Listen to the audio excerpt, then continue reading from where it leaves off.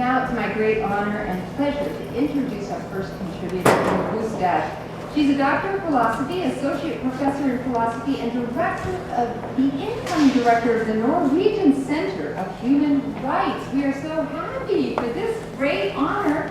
She has been vice rector and vice president of the University of Oslo for 8 years. She was elected board member of the Network for Universities in the Capitals of Europe.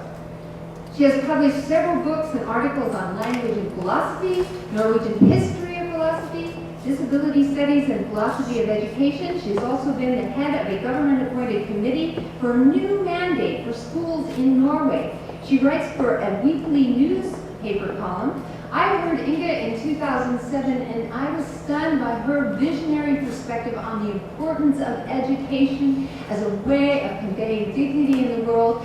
Please join me in welcoming Inga Bostad.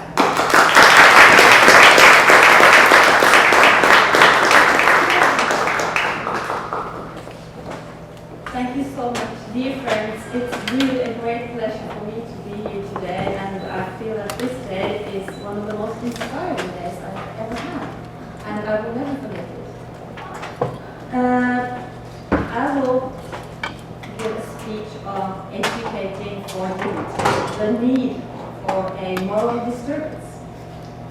There is a difference between being educated and being educated, between liberal education and education for liberty.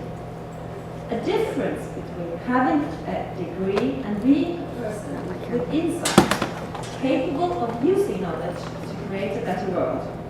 A world with equality, dignity, and freedom, as well as a place for critical reflection where political, religious, and moral discussions are encouraged.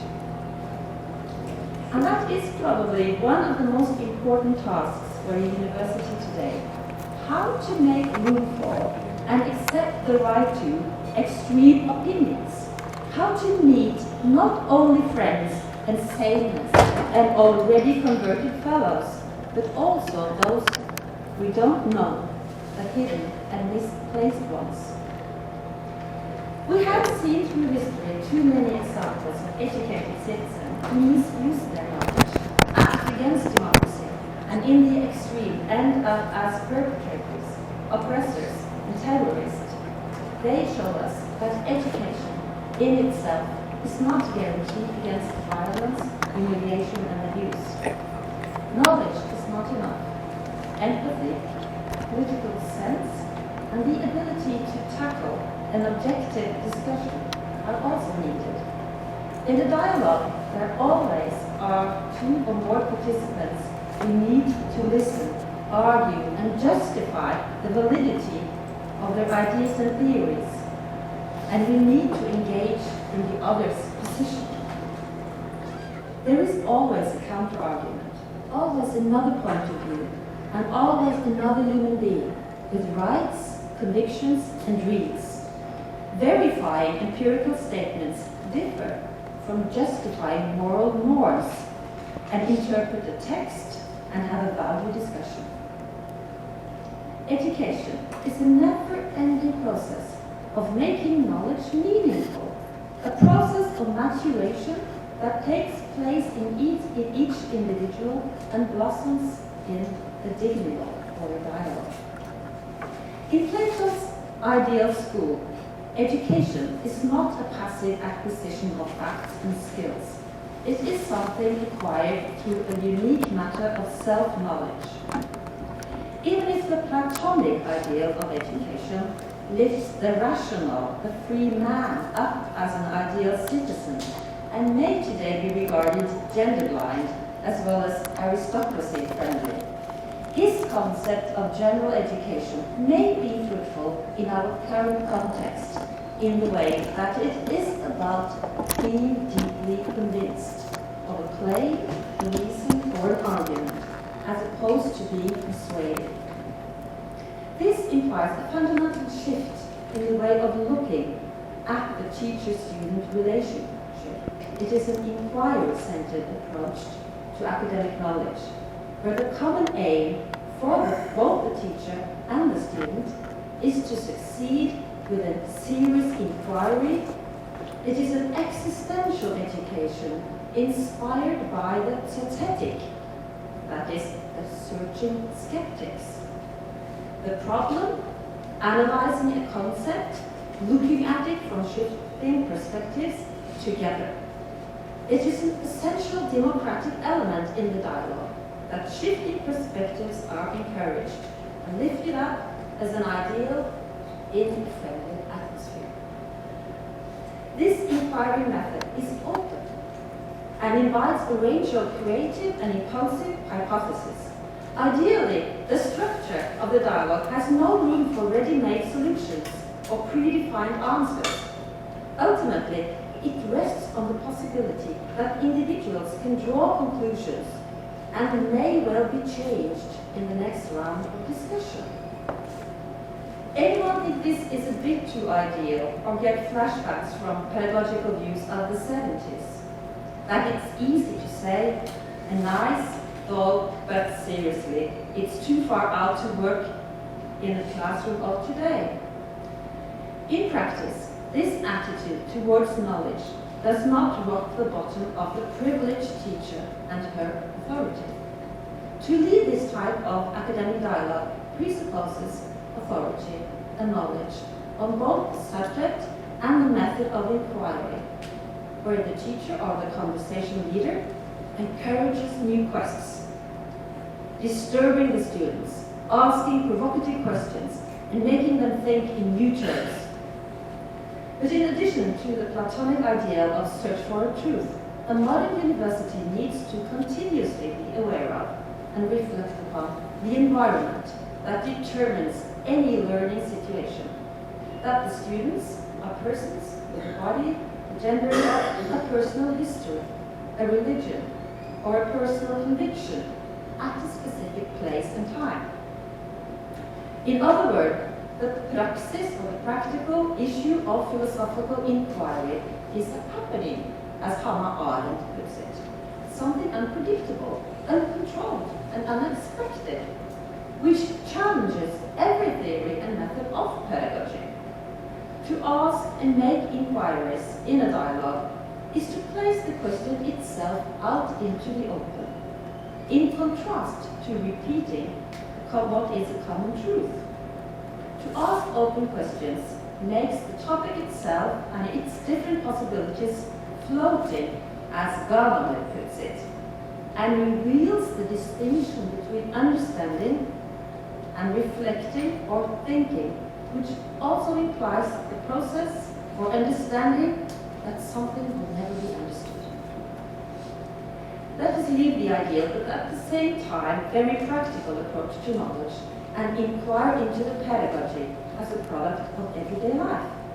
And more precisely, the pedagogy that springs from personal experience, which is then subjected to analysis and critique, and thereby becoming more general and of a greater universal application.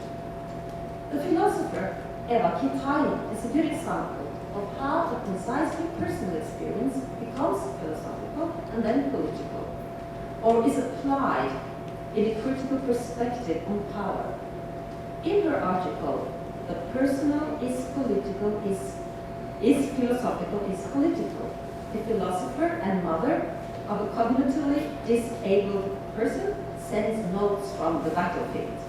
It's from 2010. And there she writes that she found her own practice as a philosopher inadequate and deficient in the encounter with her own daughter. That is, her daughter's birth, her childhood, and adolescence challenged her philosophical understanding in a new and provocative manner. Kitai states that philosophy embraces an untruth, primarily in its application of a general understanding of human qualities. Kitai attempts to demonstrate how investigations of the cognitively disabled person is absent in much of our rhetoric about ethics and moral. And I have seen a fruitful relation between the so-called disability research and the need of a new pedagogy. It opens our eyes for what Hegel called the first intuitive step of epistemology, where knowledge are confronted with something unfamiliar, it tries to escape and stay put, that is, save its own authority. According to Julia Kristeva, a differently able child who has no language is thus unable to communicate with others who possess the ability to use language.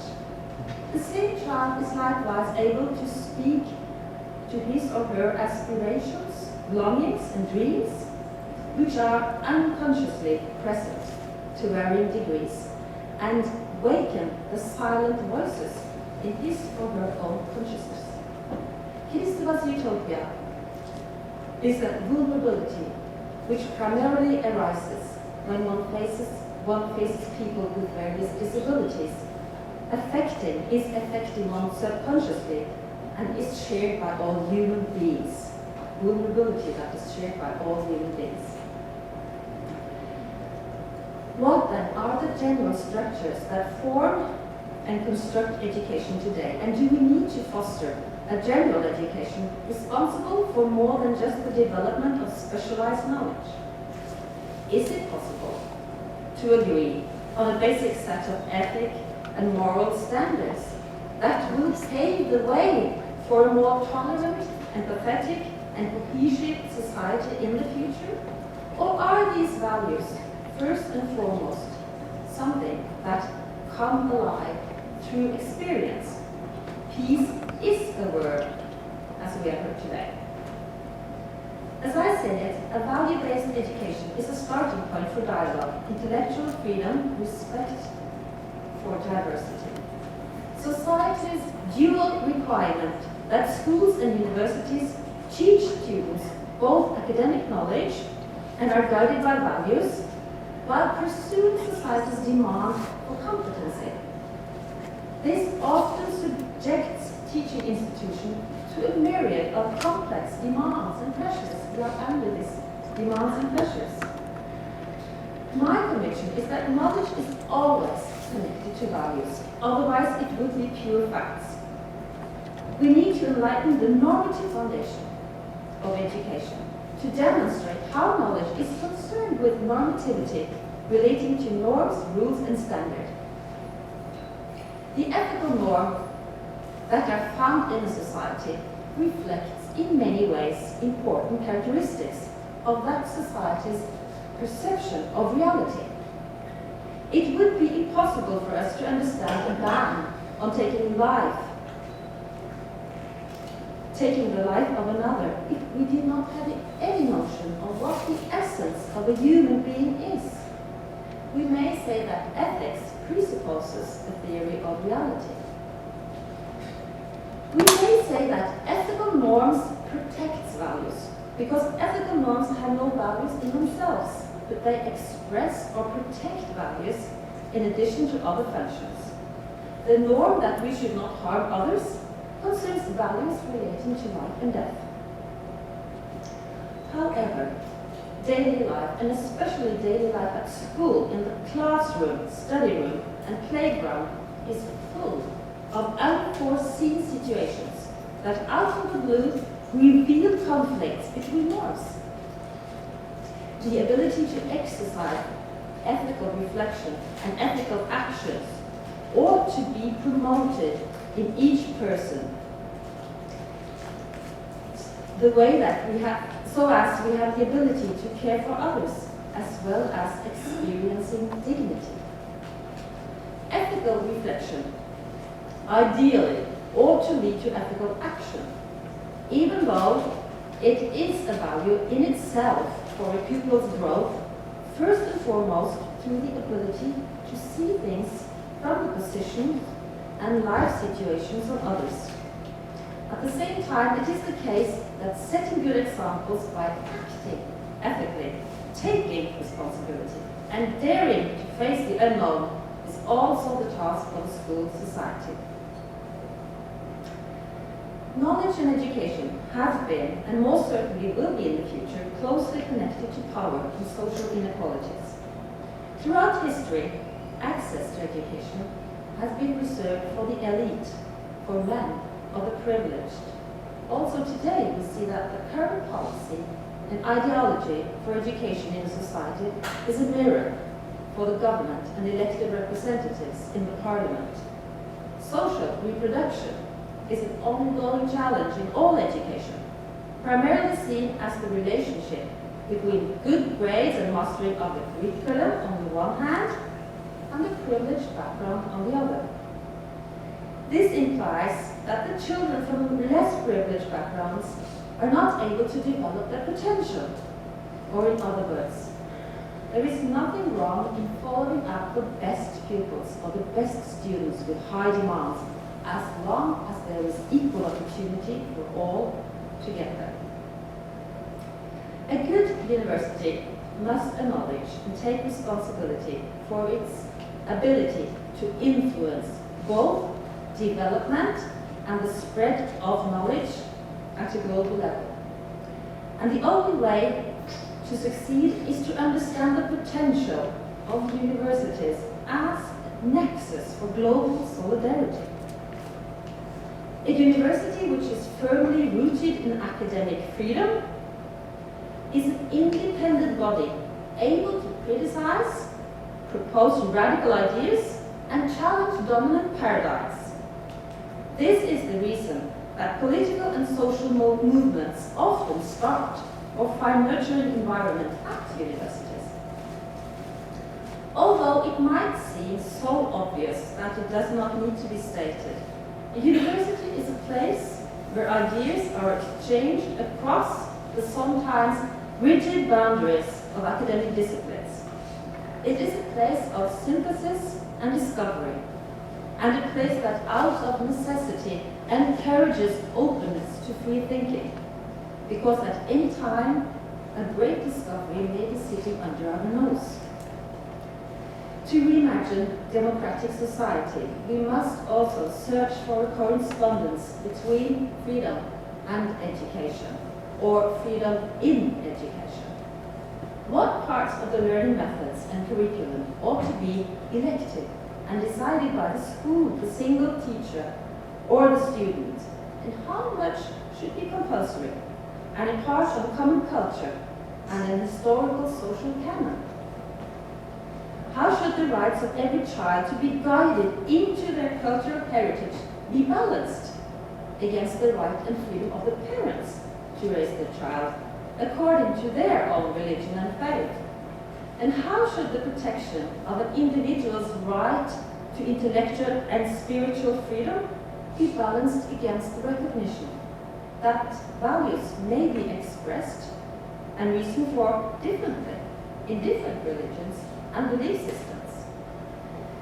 The answer to these questions are dependent on the ability of schools and universities to stimulate and create autonomous individuals who think independently, pose critical questions, make ethical choices, and participate in the social debates. Finally, I will tell you a short story. A Norwegian scientist, Nils Christie, wrote a book called Prison Guards in Concentration Camps. A book about Norwegian prison guards in concentration camps in northern Norway during the Second World War. This book was ranked one of the 25 most basic works in social science ever in Norway.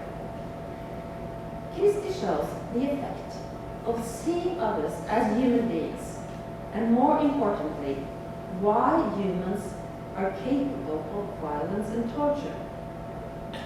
Prison guards who had the minimum of seeing that the prisoners got letters or even had a family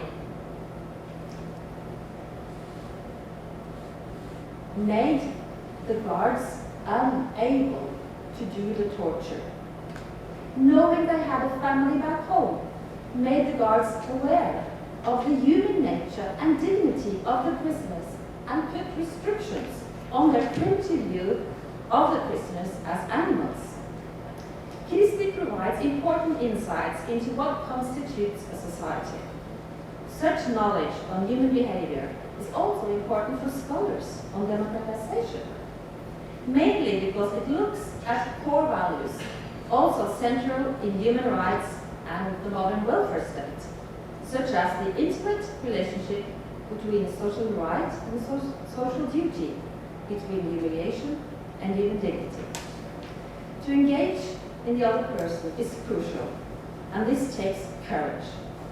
To disagree with someone is often challenging due to the framework and the settings.